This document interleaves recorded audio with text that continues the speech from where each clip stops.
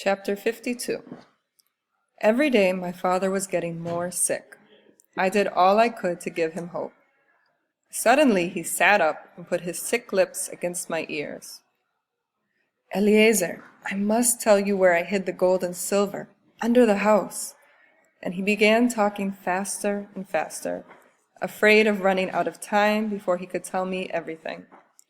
I tried to tell him that it was not over yet, that we were going home together, but he did not want to listen to me. He could no longer listen to me. He was tired. Blood was coming from his lips. He had closed his eyes. He was not breathing. "Try to get some sleep, Father. Try to fall asleep." Breathing was difficult for him. His eyes were closed, but I knew that he was seeing the truth in all things. A doctor came over, and I asked him to please save my father. "He's very sick," I yelled. "I cannot do anything for your father," the doctor said. The doctor looked me in the eye. "Listen to me, kid. Don't forget that you are in a concentration camp.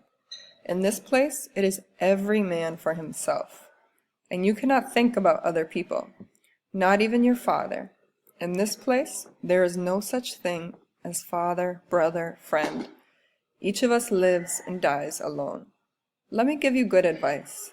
Stop giving your bread and soup to your old father. You cannot help him anymore, and you are hurting yourself. In fact, you should be stealing his food." I listened to the doctor. He was right, I thought, but I did not want to admit it.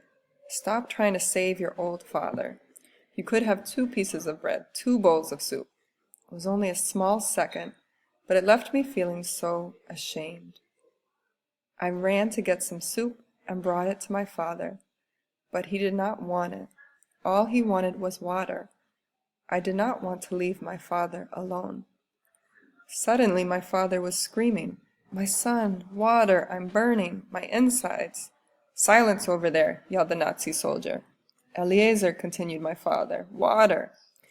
The soldier came closer and told my father to be silent. But my father did not hear. He continued to call me. The officer took a stick and violently hit him in the head. I did not move. I was afraid that the soldier was going to hit me too. My father cried again. I heard, "Eliezer." I did not move. Then I had to go to sleep. I climbed into my bed.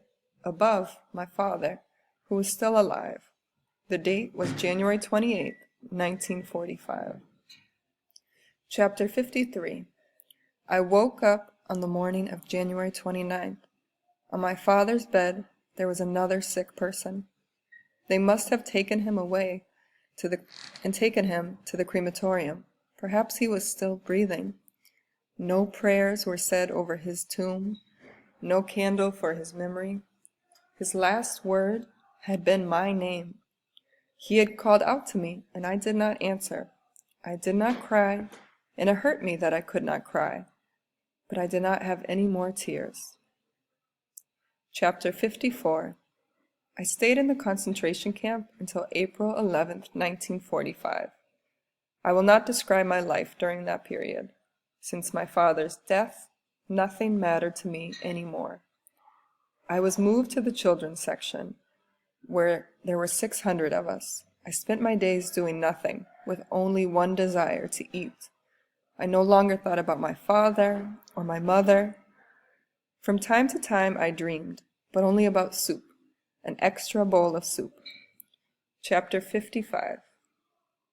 On April 5th, history was made. It was late afternoon. We were standing inside the block, waiting for a Nazi soldier to come and count us. He was late. Something must have happened. This was the end. From that moment on, there was no more bread and soup. Every day, a few thousand prisoners were freed from the camp and did not return. Chapter 56. On April 10th, there were still some 20,000 prisoners in the camp.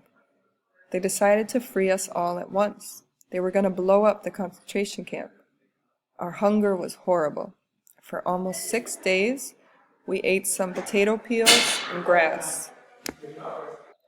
Suddenly, men with guns appeared from everywhere. Gunshots, bombs exploding. We, the children, waited. The battle did not last long. Around noon, everything was calm again. The Nazi soldiers had run away, and the Russian army was now in charge of the camp. At 6 p.m., the first American truck was at the gates of Buchenwald. Chapter 57. Our first act as free men was to eat as much food as possible. That is all we thought about. No thought about anger or about our families. Only about bread. And even when we were no longer hungry, not one of us thought of anger. 3 days after the liberation of Buchenwald, I became very sick. I was taken to a hospital and spent 2 weeks between life and death.